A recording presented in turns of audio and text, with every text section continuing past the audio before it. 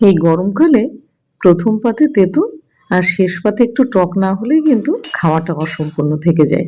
আর তাই আপনাদের কথা মাথায় রেখে আজকে নিয়ে এসেছি একদম চমকপ্রদ একটা রেসিপি। সেটা হলো কুমড়ো শুক্তো। আপনারা তো লাউ শুক্তো অনেক খেয়েছেন, কিন্তু এইভাবে গোবিন্দভোগ চাল দিয়ে কুমড়ো শুক্তো আগে মনে হয় আপনি খাননি। তাহলে চলুন, আশা করি রেসিপিটা আপনাদের ভীষণ ভালো লাগবে। আর ভালো লাগলে অবশ্যই আমার পাশে থাকবেন। আর যেহেতু চাল কুমড়ো দিয়ে শুক্তো বানাবো, ওই জন্য চাল কুমড়ো তো লাগছে। আর এখানে নিয়ে নিয়েছি 3খানা করলা। এবার কুমড়ো এবং করলাটাকে কেটে নেব। কাটা হয়ে গেছে, আর কুমড়োটা কিভাবে কেটেছি সেটা একবার দেখিয়ে দিচ্ছি। ঠিক এরকম চৌকো করে কিউব আকারে কেটেছি।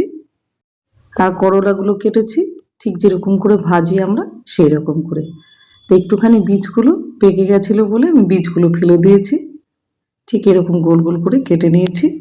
আর নিয়ে নেবো হলো বড়ি, কারণ শুক্তো করতে গেলে বড়ি কিন্তু মাস্ট লাগবেই।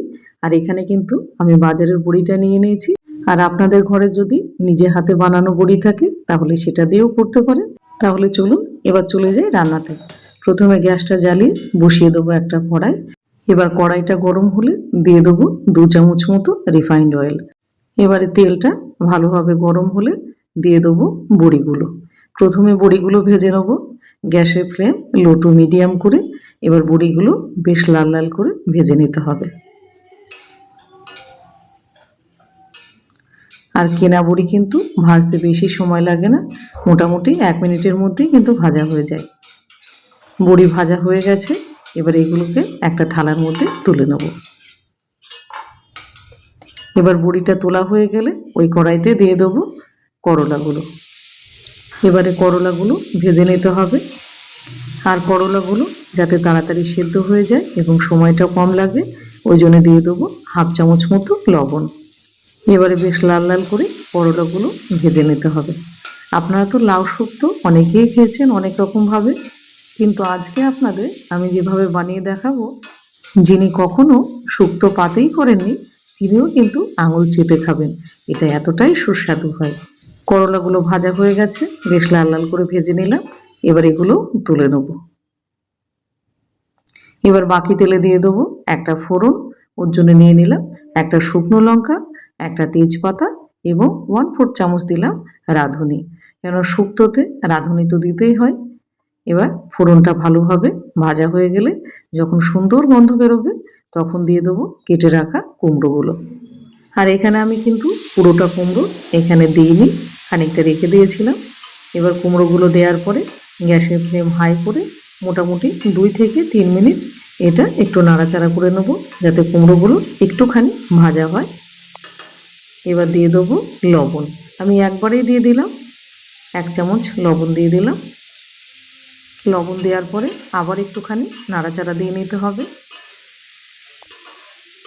যখন দেখব কুমড়োটা একটুখানি ভাজা ভাজা হয়ে গেছে তখন দিয়ে দেবো জল। আমি মোটামুটি এখানে 1.5 গ্লাস মতো জল দিয়েছি, কেন কুমড়োটা সেদ্ধ হতে একটুখানি জল বেশি দিতেই হবে।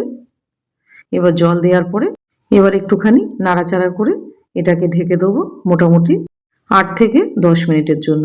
আর ততক্ষণে করে নেবো সেই স্পেশাল মশলা, যেটার ব্যবহারে শুক্তোর স্বাদ 10 গুণ বেড়ে যাবে। তার জন্য নিয়ে নিলাম একটা মিক্সিং জার, তাতে দিয়ে দিলাম খানিকটা আদা, আর দিয়ে দেবো 2খানা কাঁচা লঙ্কা, আর থাকছে 1/2 চামচ মতো সাদা সর্ষে, আর দিয়ে দেবো 1 চামচ গোবিন্দভোগ চাল। আর এই চাল দেওয়ার ফলে এই শুক্তোর স্বাদ অসাধারণ হয়ে উঠবে। 1/4 চামচ দিয়ে দিলাম রাঁধুনি, আর 1/4 চামচ দিয়ে দিলাম 5 ফোড়ন। সামান্য একটুখানি জল দিয়ে এবার এটাকে একটা ফাইন পেস্ট বানিয়ে নেব। আর আপনারা কারা কারা এইরকম শুক্তো খেয়েছেন সেটা অবশ্যই কমেন্ট সেকশানে জানাবেন। এদিকে কিন্তু তরকারিটা ফুটে গেছে, আর দেখে নেব কুমড়োগুলো সেদ্ধ হয়েছে নাকি। আর কুমড়োগুলো কিন্তু 80% সেদ্ধ হয়ে গেছে। আর ঠিক তখনই দিতে হবে বেটে রাখা মশলাটা। যে মশলাটা বাটলাম সেই মশলাটা দিয়ে দেবো, আর বাটিটা ধুয়ে দিয়ে দেবো একটুখানি জল। অল্প একটুখানি জল দিলাম, কেন মশলা লেগেছিল। এবার সব দেওয়ার পরে আর একটুখানি নাড়াচাড়া দিয়ে নেবো। এটা একটা খুব পুরানো রান্না, মা কাকিমাদের হাতের রান্না, সেই হারিয়ে যাওয়া রেসিপি আপনাদের সামনে নিয়ে এসে হাজির করেছি। দিয়ে দিলাম হাফ চামচ চিনি, আর একটুখানি চিনি না দিলে শুক্তোতে ভালো লাগে না। এবার এটা ঝোলটাকে খানিকটা কমিয়ে নেব। ঝোলটা কিন্তু অনেকটাই গাঢ় হয়ে গেছে আর কমেও গেছে, আর কুমড়োগুলোও কিন্তু পুরোপুরি সেদ্ধ হয়ে গেছে। আর গ্যাসের ফ্লেম কিন্তু এখন লো করে দিতে হবে, কারণ গ্যাসের ফ্লেম লো টু মিডিয়াম করলে ঝোলটা অনেকটাই শুকিয়ে যাবে।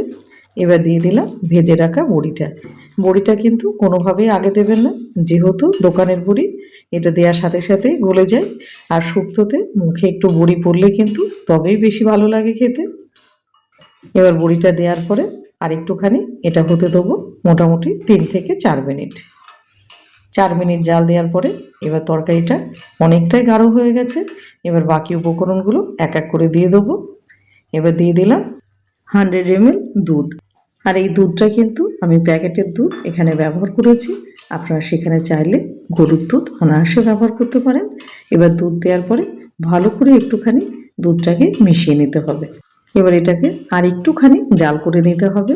আর আজকে আমার ভিডিওটা আপনি কোথায় থেকে দেখছেন সেটা অবশ্যই কমেন্ট সেকশানে জানাবেন। তরকারিটা কিন্তু হওয়ার মুখে। এবার দিয়ে দিলাম 1 চামচ ঘি। শুক্তো যেহেতু একটু একটু ঘি দিতেই হবে। ঘি দেওয়ার পরে ভালো করে নাড়াচাড়া করে ঝোল আর একটুখানি টানিয়ে নেব, মোটামুটি 1 থেকে 2 মিনিট। আর 2 মিনিট একটুখানি ঝোলটা ফুটিয়ে নিলে, যখন দেখবেন তরকারিটা এরকম গাঢ় হয়ে গেছে, তখন গ্যাসের ফ্লেম অফ করে দিতে হবে।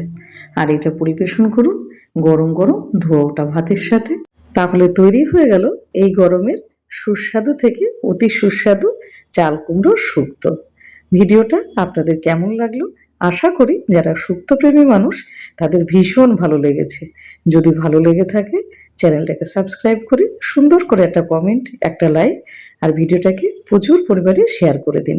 তবে আজ আসি।